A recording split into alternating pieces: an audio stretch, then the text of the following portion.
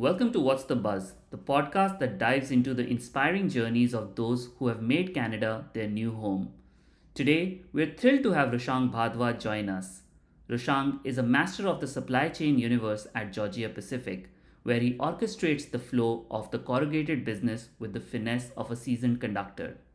With a rich educational background from Emory University and the South Dakota School of Mines and Technology, and armed with a PMP certification, Rushang is the maestro of data driven decision making. His passion for predictive analytics, ERP system development, and data visualization has revolutionized manufacturing capabilities and supply chain efficiency. Join us as we unravel Rushang's journey, his triumphs, challenges, and the innovative visions he holds for the future of supply chain management. Thanks, Rush, first of all, for joining this call and doing this with me. And yeah, I'm very excited to host you for my third episode of it's called What's the Buzz? And what I'm trying to actually do is find out stories, interesting stories of people who have moved to Canada in the recent years, their thoughts on how they like this country, what they like, what they don't like, and how they reached over here and what are probably their plans in the future. So first of all, welcome to this podcast. Let's start from the beginning, Rush. I think you moved to Canada probably around the same time as me, somewhere back in 2022. I think it's been 2 years, if I'm not wrong. It's been two. So, why don't you tell us, like, when you moved, what was the reason for you to move to Canada and Toronto specifically? Yeah, man. So I remember when I moved here, you were one of the first few people I hung out with, and that was a bar at John Street, right? King and John. So yeah, first of all, I'm quite grateful that you chose me out of everyone. Matlab, I can do Hindi, right? Uh, matlab, like look at yeah, how I was in high school and now what I am, and it's like Hara Prasanna, everyone used to look up to him. Right? So getting on your podcast is gonna be a big thing when it's gonna be sharp and spicy. But nah, man. So I moved here 2022, the same time as you did. Um, yeah, the only thing was I moved here from the states, and the reason why I moved here was I was going through an immigration challenge in the U.S. I actually work for a fantastic company. One of the companies I mean, if anyone was in the US, I would definitely recommend them to work with is Coke Industries, and I work for Georgia Pacific. So they were pretty nice to me about them keeping me around, but also at the same time, they did whatever in their capacity. So funny story was I had my then supervisor. He's like, so my H1B did not work out, right? And a little backstory. So I moved from India, where we went to the same school, Amity, and then after that, 2011, the US. Did my bachelor's, 3 years of work experience. Did my master's, 3 years of work experience, and then I got here in 2022. So when I moved here, and when I was supposed to move here, my boss was like, "Well, your H1B did not work out again. You have to move, and we want to keep you." So they wanted to keep me. So they gave me options. You can go to Switzerland, you can go to Uruguay, and you can go to Canada, and or you can go to India. So the first thing I said, like, "Bro, India. I want to stay with family, and paycheck comes in my pocket." And then they're like, "Well, not the same time zone." And I'm like, Switzerland. They're like kind of not the same time zone. And then I was like, okay, you're not giving me options. It's either Uruguay or Canada because they're the same time zone, and I don't know Spanish. So I decided Canada. I came here. One of great decisions of my life. I've enjoyed my time, and it's been a ride. I'd say. Yeah. Nice, nice. So yeah, like you said, you were there for a good, I believe, 8 9 years in the U.S. and then moving to Canada, and you did your undergraduation over there, you did your masters over there, you did some of your initial jobs over there. Do you think there's a difference in like maybe the work culture compared to US versus Canada? So it'll be very difficult for me to say it because I still work with the American entity.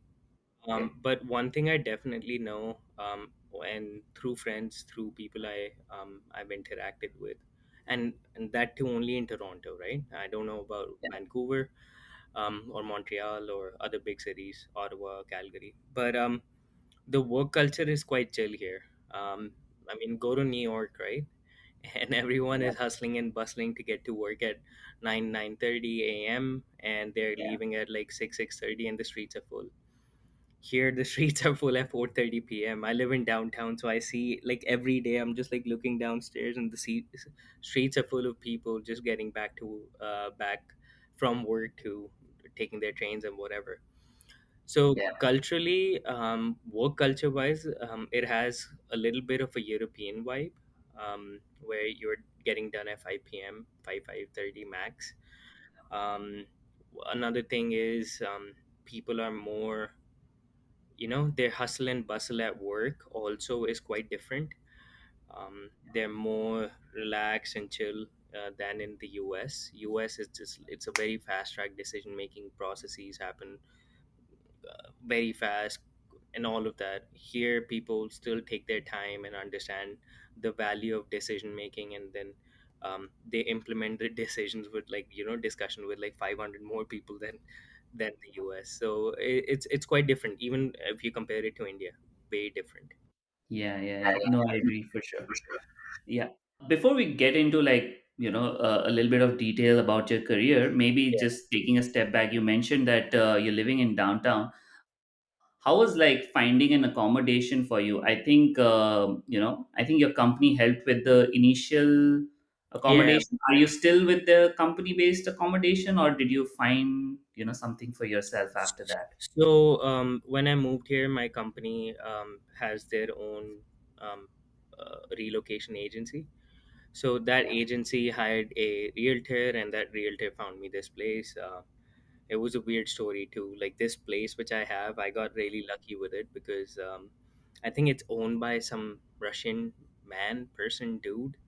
And when I moved here, that's when the Russian-Ukraine war, Russia-Ukraine war was starting. So the government took over this place, and freezing assets and all of that. So I got this place because of that. Well, not because of that, but when it got frozen, like the assets got frozen, the government had to put this on rent. So they have probably hired an agency, but they put it on market minimum. Right. So my rent is quite cheap. It was fully furnished. I came with like, things left behind. Um, so I got lucky.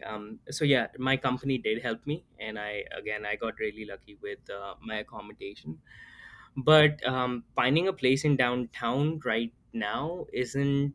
It could be difficult, but in the coming times it'll change, because let's say if there's an interest rate hike, people are going probably towards buying a house, and then when you buy a house, rental market, they drop.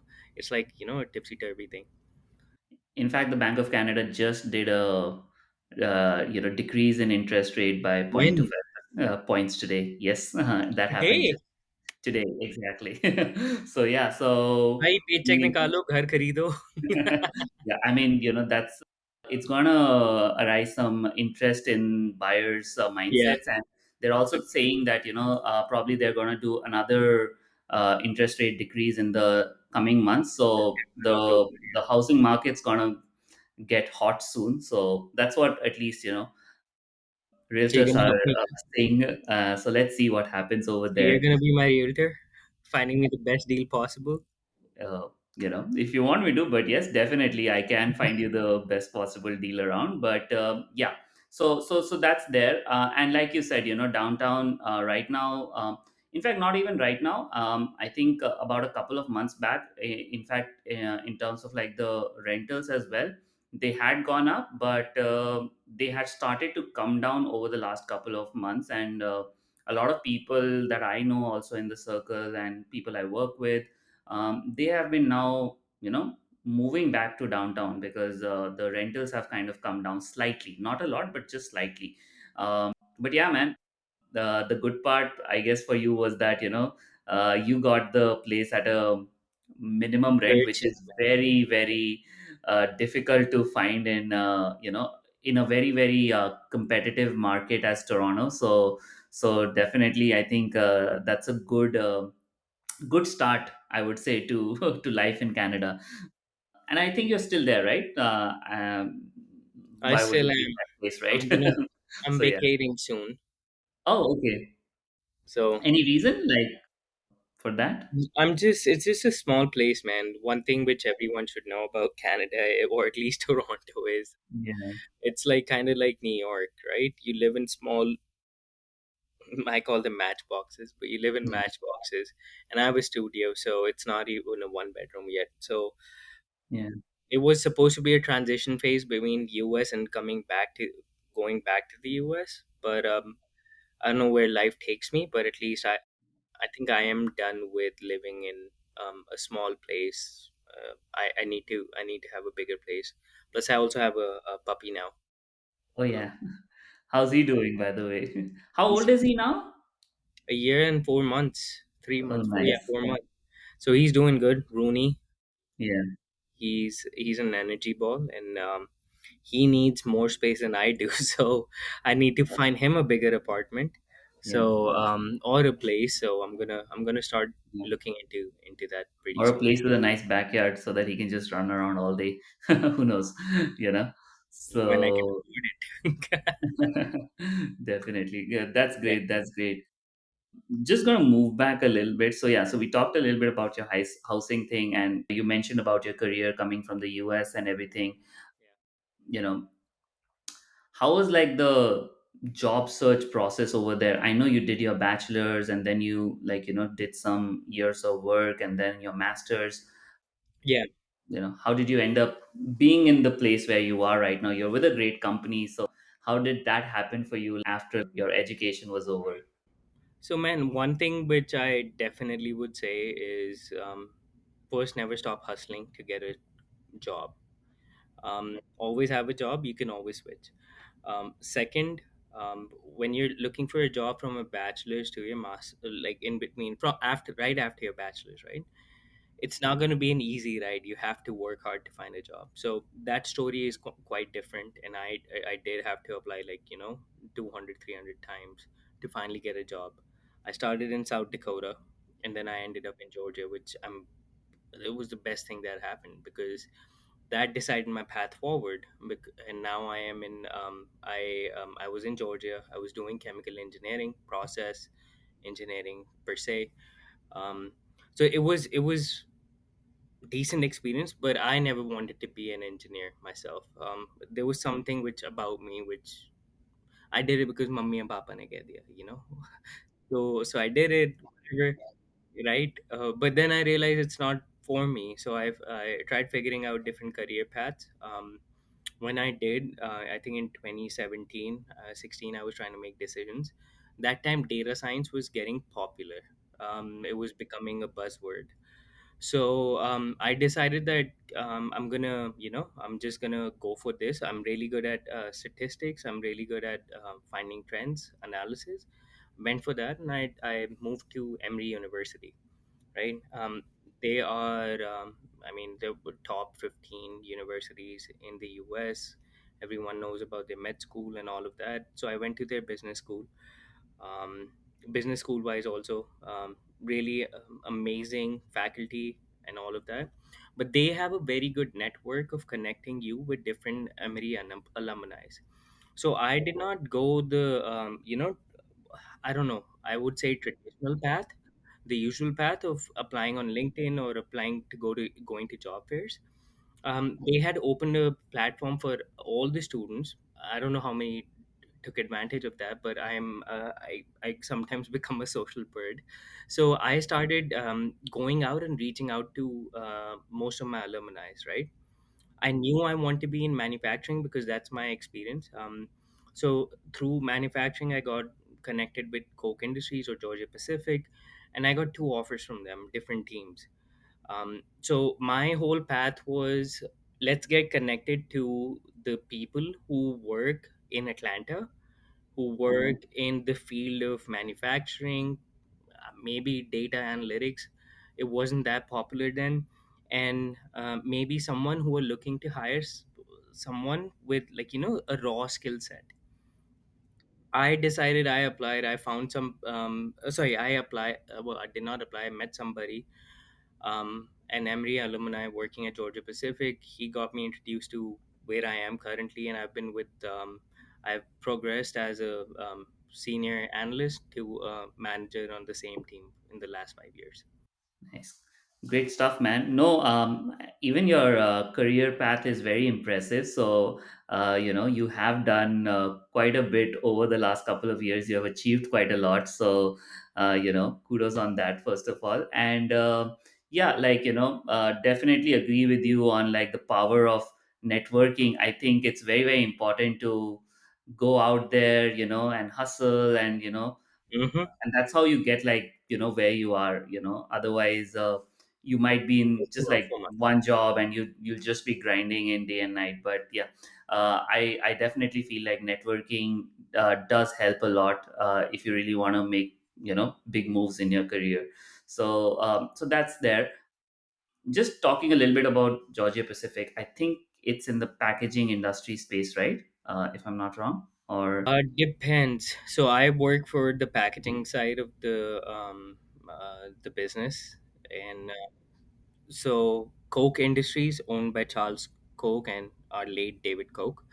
Um, could be controversial figures, but whatever. Um, Coke then has bunch of companies which are specialized in, I'd say, manufacturing or engineering. Basically that factory kind of vibe, like Reliance. So it's like, whenever someone asks me what's Coke or what's Georgia Pacific, I say they're the Reliance of India, right? A huge enterprise nobody knows about, and they just do their own stuff. Um, I work for Georgia Pacific. Now, Georgia Pacific within Coke Enterprise is involved with paper products and sanitary products. Right. So, paper products could be your packaging industries, which are like those boxes which you get from like Amazon and Nike and all of that. That's me, and that's my business segment. Huge, amazing, right? Then is building products, which is, if you see drywalls and all of that, they make those things. That's that. And then consumer product like paper towels, paper, toilet paper, wooden spoons, all of that. And then sanitation products, because toilet paper, and then they introduce sanitation within their business. um, that's Georgia Pacific. It's, I think, I don't know the exact amount, nobody does, but it's a company valued around 25 to 30 billion dollars, headquartered in Atlanta, and I think we have like 120 to 130 facilities.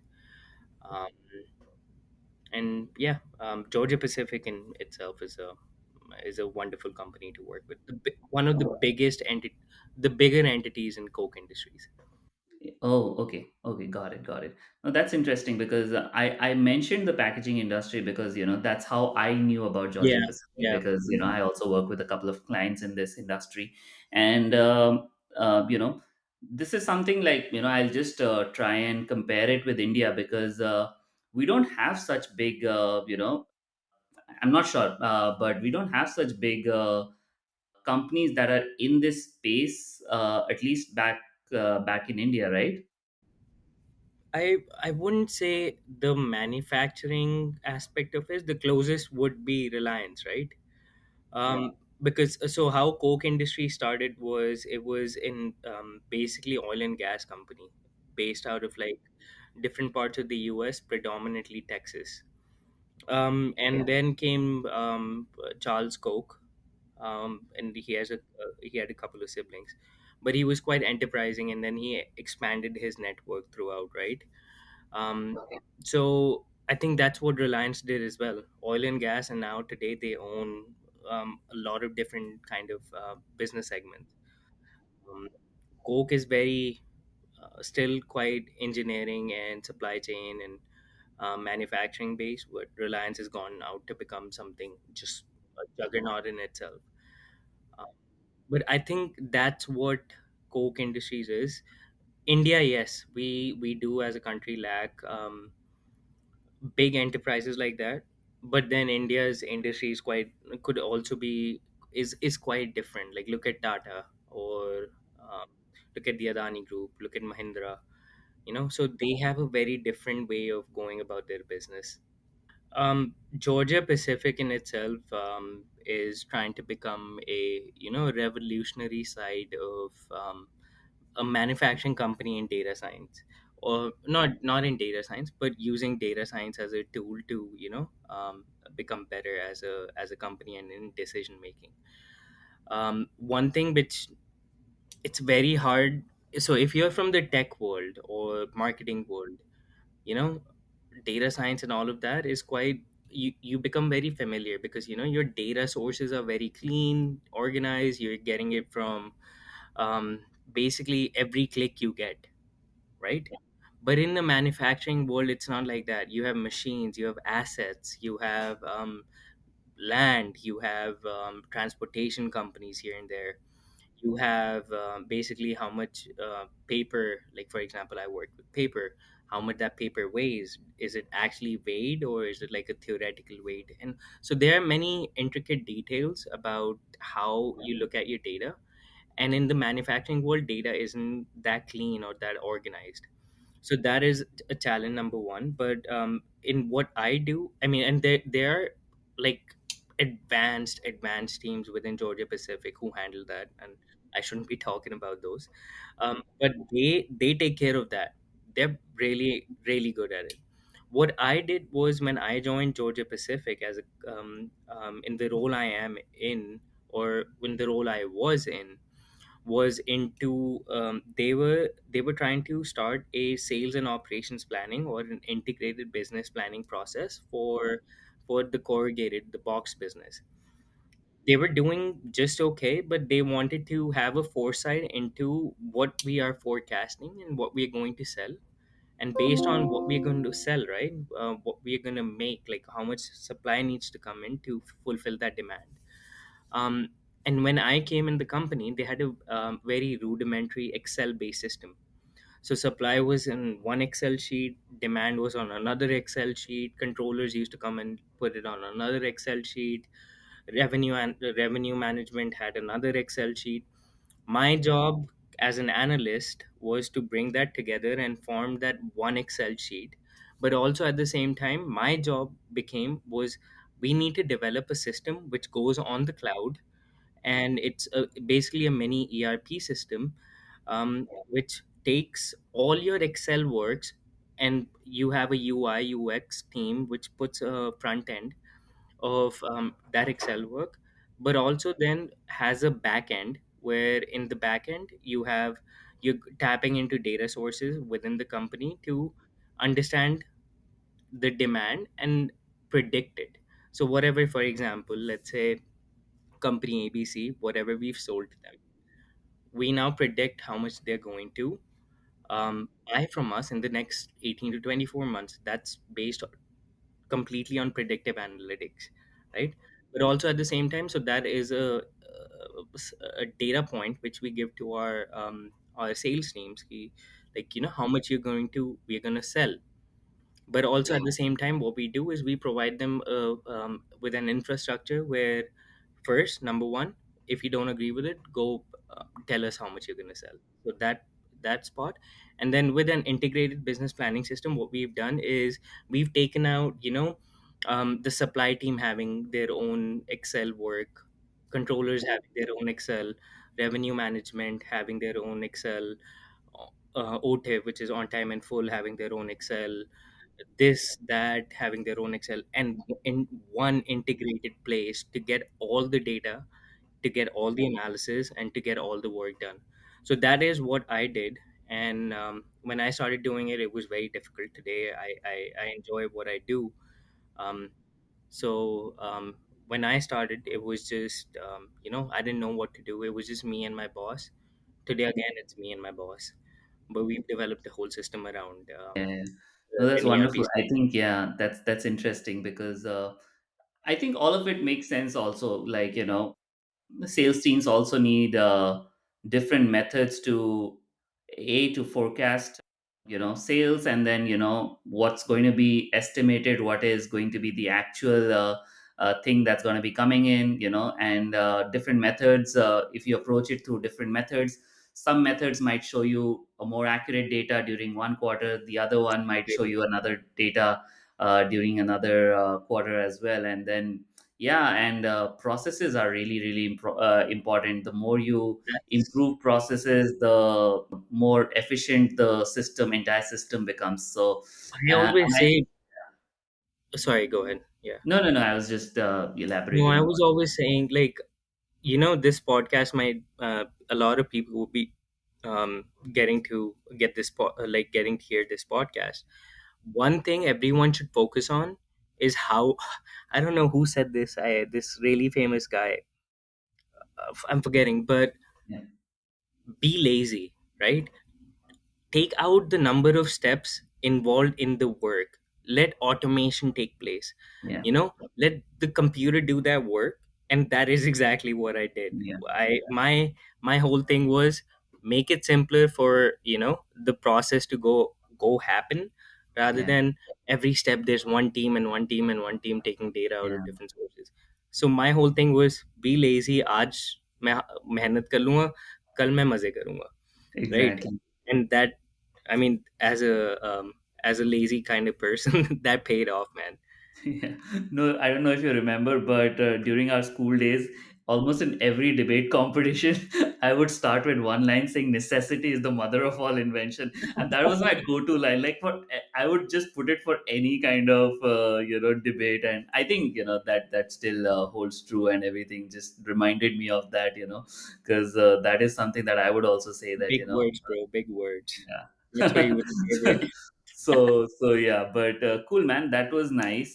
We talked about your data science journey, and I think you also leveled up yourself with like a project management certification also on top of it. Oh So yeah, yeah. yeah, so I remember last year you getting that, so congratulations on Thank you for all getting your that help, by the way. certification. Yeah, It was wonderful. Like, I bet you not. It was. You remember that phase when I had a yeah, broken face and all of that, yeah, and I went through a very difficult time. I was like, just very. It was very difficult with a broken face, with work, yeah. with life, and all of that. But yeah, you came in very handy, and I really, really appreciate what you did at that point. And it was a good like 2 3 hours of talking, and all that you shared with me, with like your wisdom and everything. No, no problem at all on that. But did that Good help? talk. The certification, does it help, by the way? Like in your career right now, does that help you? So what I did, man, so when we created the CRP system, I basically, with another consultant, we built it on the fly and we just coded. So what I did was all the SQL coding. I just, like, as a graduate from Emory University Business School data science program, I just like started typing and Sara code karke de diya. Like, they were like, but then they were like, go implement it. So we did it in a very unorganized fashion. um, Today, when I did the certification for PMP, right, I was like, this could have been done so much better, so in a very organized way. And so I learned a lot from my mistakes, or from the knowledge I just did not have. And now I've started putting that effort, where I do resource management. I put efforts in, like, managing my own ADO board. Again, it's all me who does it. I own the product, I own the project of any improvement, anything which happens. I know stakeholder communication. I know, different meeting schedules which need to be handled, risk management, risk assessment. um, So-called quality doesn't happen in the agile kind of a world, that much work, at least with us.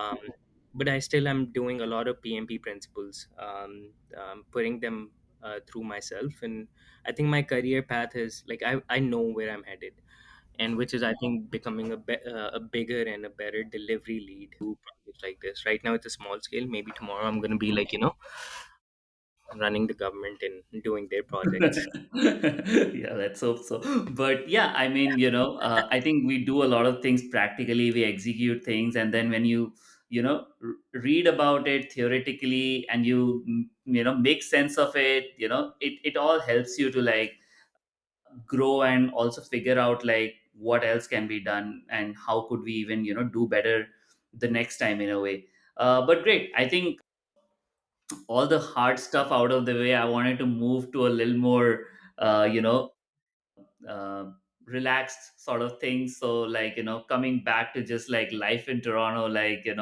what do you like about Toronto compared to back in the States? Like what is it that you love doing over here during your free time? Well, the one thing which I do love about Toronto or Canada is how my life has shaped. So I mean, definitely, man. When I moved here, met somebody, went through a massive breakup, came back out of it. You know about it, but then came back out. Then I got punched. Then I have also have my puppy. So uh, the country, the city has made me the man I am. Um, so that is great. But I mean, I have my dog, right? And I've taken up photography as a a hobby and a thing where you can see all of the gear and stuff. So one thing which I really appreciate about being in this city is, maybe I could have done it in New York as well, but this is my stepping stone, or in Atlanta. But my stepping stone is Toronto, and I just sometimes just go out with my camera in the night and take pictures. I really enjoy that. The streets are beautiful during the summer, even during winters. Like as a with the photographer's eye, it's amazing. So that is great. Toronto is very huge, diverse, goes east, west, north, not south, but still.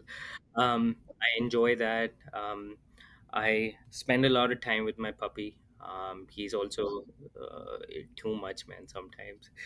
So that's great. Um, Toronto is very diverse. It's like how New York is in the US. I wouldn't compare any other cities, but only New York can handle that comparison. The diversity which you get over here is something which I really like, especially as an immigrant kid who's lived in so many countries and places. I enjoy that, so I really try going for different kind of food. That's my go-to thing. I'm a very local eater. I don't go to like these fancy restaurants like Adrak and all of that kind of thing. मैं वो होते हैं ना देहाती अपने, literally Karim's जैसे जो खाते हैं, मैं वैसे जाके like I find places and go eat. There are a bunch of restaurants, Indian. Um, I found a Syrian restaurant which Caesar food. Recommend one or two, man. I'll also go. There's one Caesar food. I'll one day I'll take you, man. There's this one Mhm. called Caesar food. There Okay. was this Lahore tikka house, and then it burned Mhm. down. Oh, Um, okay. there's another Pakistani place right next to Lahore tikka house. Sometimes I just go there because up the wo Yeah. band hai, so I go there. Yeah. A lot. There's this international food market downtown. I don't know Uh-huh. if you've been there, but The it's new right one next. that opened, or no? I don't know. No, it's not a new one. It's right next to Ryerson University, their library, and it's called International Food Market or something. And Okay. they have like different kind of like Brazilian, Indian, American, Chinese, Hispanic. I don't know which country, but they have a lot of food. Okay.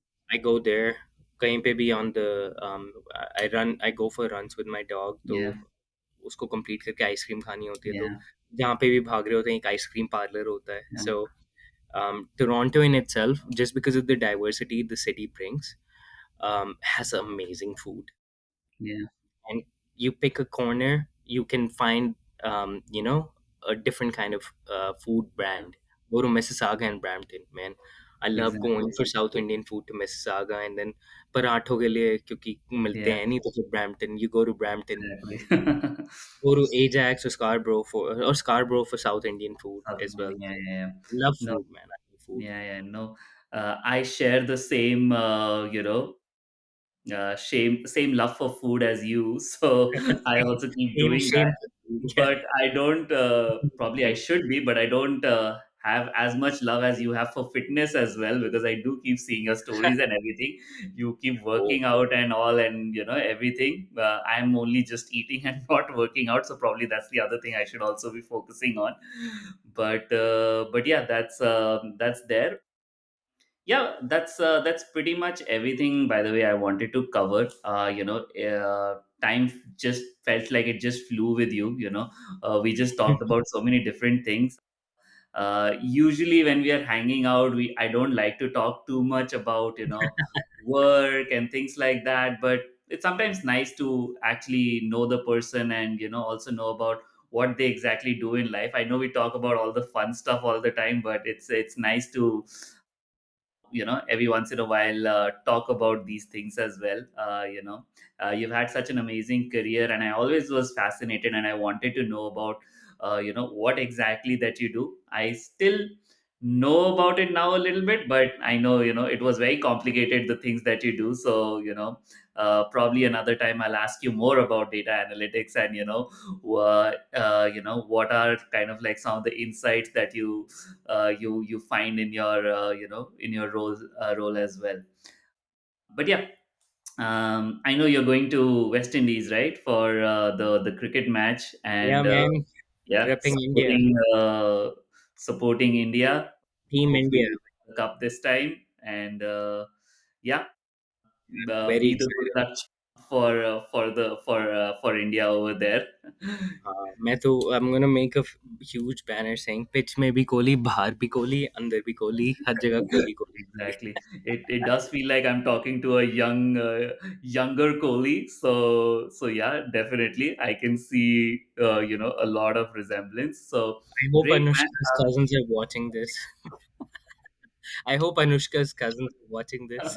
man. True, true, true. Yeah, yeah. You never know. You might be just what if you only are going into the pitch and playing? Who knows? Maybe, man, I might do Yeah. that. I just don't want to get banned or anything like that. But who knows? I'm just sitting there, or like the Anushka Yeah. ki like she comes and sits right next to me, and I'm like, Oh, are you not playing today? Yeah, perfect, I'm perfect. playing, Thanks, man. but off the field. Yeah, You said great, great, great. But this was fun. This was fun. Thanks for doing this. I had an amazing course, time man. Anytime. talking to you.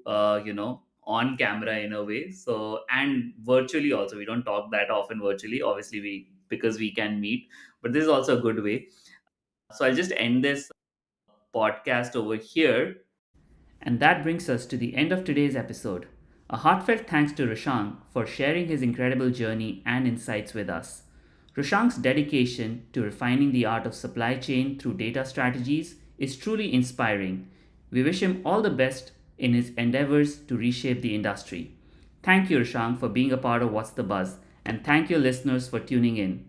Until next time, keep buzzing with curiosity and passion.